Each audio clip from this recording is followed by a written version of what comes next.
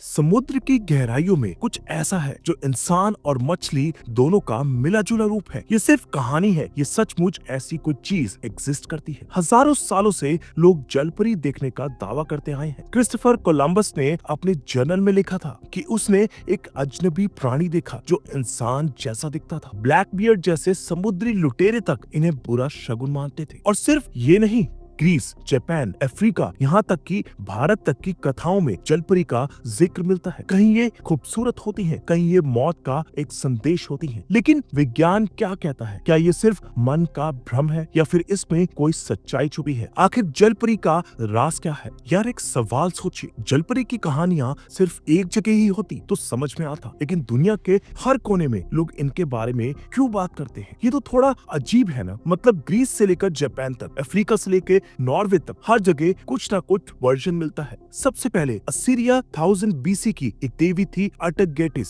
इन्होंने एक इंसान से प्यार किया, लेकिन जब कुछ गड़बड़ हो गई तो गिल्ट में आकर समुद्र में कूद गई। सोचा था पूरी मछली बन जाएंगी, लेकिन पानी भी उनकी सुंदरता पे फिदा हो गया। बस नीचे मछली, ऊपर इंसान। ये शायद सबसे पुरानी मरमिड स्टोरी है जो मिली है। फिर ग्रीक माइथोलॉजी में आई साइरेंस। आजकल की मूवीज या कार्टून्स वाली क्यूट मरमिड्स भूल जाओ, ये वाली साइरेंस असली विलेन थी। ये अपनी मधुर आवाज से नाविक को फंसाती थी और जैसे ही बेचारे पास जाते बस कहानी खत्म। ये वाली साइरेंस बाद में मरमिड्स की इमेज बन गई जो हम आज देखते हैं। जापान में भी एक वर्जन है, इनिगो। ये थोड़ी अलग थी, मछली का बदन और इंसान जैसे हाथ मुंह। सुनने में तो क्यूट लगता है, लेकिन कहानियां कहती हैं कि अगर किसी ने इनिगो खा ली तो या तो वो अमर हो जाएगा या फिर उसके साथ कुछ ऐसा हॉरर होगा कि वो सोच भी नहीं सकता। अफ्रीका का वर्जन भी इक्वली इंटरेस्टिंग है। मामी वाता ये एक मिस्टिकल जल देवी है जो कभी लक और वेल्थ देती है तो कभी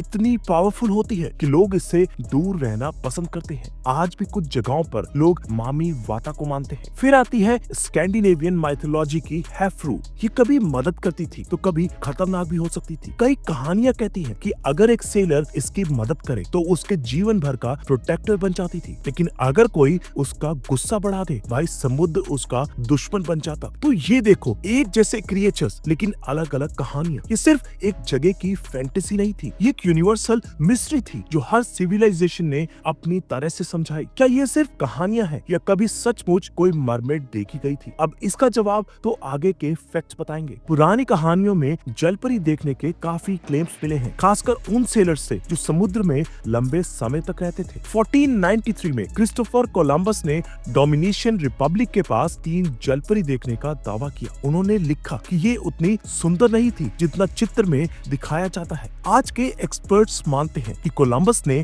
शायद मैनाटीज को गलती से जलपरी समझ लिया होगा। 1608 में इंग्लिश एक्सप्लोरर हेनरी हडसन ने अपने क्रू के साथ एक जलपरी देखने का जिक्र किया। उन्होंने अपनी डायरी में लिखा कि उस प्राणी का चेहरा और बाल एक औरत जैसे थे। ये साइटिंग आर्कटिक ओशियन में हुई थी। मशहूर पायरेट ब्लैक बियर्ड ने अपने क्रू को कुछ स्पेसिफिक पानियों से दूर रहने का हुक्म दिया था, क्योंकि उनका मानना था कि वहाँ जलपरी है जो बैड लक लाती है। ये भी एक इंटरेस्टिंग हिस्टोरिकल क्लेम है। ऐसे कई हिस्टोरिकल रिपोर्ट्स हैं जहाँ लोगों ने जलपरी देखने का दावा किया है, लेकिन आज हम जानते हैं कि इनमें से कई साइटिंग्स गलत पहचान या मैनाटीज जैसे प्राणियों की वजह से हुई होंगी। फिर भी ये कहानियां हमें दिखाती हैं कि इंसान हमेशा से समुद्र की रहस्यमयी दुनिया से कितना आकर्षित रहा है। अब तक हमने देखा कि कैसे पुरानी कहानियों और सेलर्स के अनुभवों में जलपरी का जिक्र आता है, लेकिन वैज्ञानिक सबूत से इन साइटिंग्स का कुछ और ही मतलब निकलता है। पहला एक्सप्लेनेशन है गलत पहचान का। समुद्र में कुछ प्राणी जैसे मैनाटीज और डुगोंग्स बड़े समुद्री स्तनपायी हैं, जिनके आगे के पंजे और गोल चेहरे होते हैं। दूर से खासकर कम रोशनी में ये जलपरी जैसे दिख सकते हैं। सोचिए, अगर आप महीनों तक समुद्र में हैं, थके हुए हैं और दूर से ऐसा प्राणी दिखे तो गलतफहमी होना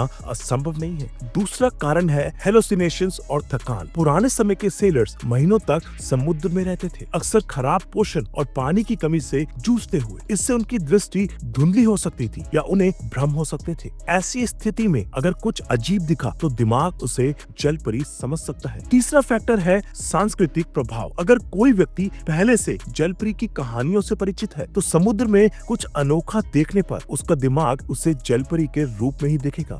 ये एक तरह का कंफर्मेशन बायस है, जहां हम वही देखते हैं जो हम देखना चाहते हैं। दोस्तों, जलपरी सिर्फ पुरानी कहानियों का हिस्सा नहीं है, बल्कि आज भी हमारी जिंदगी और कल्चर में दिखती है। 1837 में हैंस क्रिस्टियन एंडरसन ने एक कहानी लिखी थी, द लिटिल मरमेड, जो इतनी पॉपुलर हुई कि डिज्नी ने इस पर एक कार्टून फिल्म बना दी। ये फिल्म आज भी बचपन की यादों का एक बड़ा हिस्सा है। फिल्मों और टीवी शोज में भी जलपरी का क्रेज कम नहीं हुआ। पायरेट्स ऑफ द कैरिबियन में डेंजरस मरमेड्स दिखाई गई हैं, और Australian show H2O Just Add Water में 3 लड़कियां गलती से जलपरी बन जाती हैं। ये दिखाता है कि लोग आज भी जलपरी की कहानियों से कितने जुड़े हुए हैं। सिर्फ स्क्रीन तक ही नहीं, रियल लाइफ में भी लोग जलपरी बनने का क्रेज रखते हैं। मरमेड फेस्टिवल्स होते हैं जहाँ लोग जलपरी जैसी ड्रेसेस पहनते हैं। कई जगह मरमेड स्विमिंग क्लासेस भी चल रही हैं, जहाँ लोग स्पेशल मरमेड टेल्स पहन के पानी में तैरते हैं। एक और इंटरेस्टिंग चीज ये है कि कुछ लोग जैसे ब्लैक मरमेड्स जलपरी का एक नया रूप दिखाने की कोशिश कर रहे हैं। ये सिर्फ एक फैंटेसी नहीं, बल्कि रिप्रेजेंटेशन और एनवायरमेंटल अवेयरनेस का एक तरीका भी बन रहा है। जलपरी सिर्फ एक कहानी नहीं, बल्कि एक ट्रेंड है जो नए नए रूप ले रहा है। अब तक हमने जलपरी की कहानियों, इतिहास और संस्कृति पर प्रभाव के बारे में बात की, लेकिन विज्ञान क्या कहता है? क्या सच में जलपरी एग्जिस्ट करती हैं? 2012 में यूएस नेशनल ओशन सर्विस ने स्पष्ट रूप से कहा था कि एक्वेटिक ह्यूमनॉइड्स का कोई प्रमाण नहीं मिला है। मतलब कोई भी साइंटिफिक एविडेंस नहीं है जो प्रूव करे कि जलपरी असल में होती है। मरीन बायोलॉजिस्ट का कहना है कि समुद्र का 80% हिस्सा अभी तक अनएक्सप्लोर्ड है, लेकिन अब तक कोई भी ऐसी स्पीसीज नहीं मिली जो इंसान जैसे दिखती हो और पानी में रहती हो। अगर जलपरी वाकई होती तो हमें उनके बोन्स, फॉसिल्स या डीएनए सैंपल्स मिल चुके होते, लेकिन ऐसा कभी नहीं हुआ। जो लोग जलपरी देखने का दावा करते हैं, उनमें से काफी लोग मैनिटी या डुगोंग को गलती से जलपरी समझ लेते हैं। ये समुद्री जीव दूर से देखने पर आदमी जैसा लग सकता है, खासकर थके हुए या डिहाइड्रेटेड सेलर्स के लिए जो महीनों तक समुद्र में रहते हैं। तो विज्ञान के मुताबिक जलपरी सिर्फ एक मिथक है, लेकिन ये मिथक इतना इंटरेस्टिंग है कि आज भी लोग इस पर विश्वास करते हैं। अगर आपको वीडियो पसंद आई हो तो लाइक करें, कमेंट करें और चैनल सब्सक्राइब करना ना भूलें।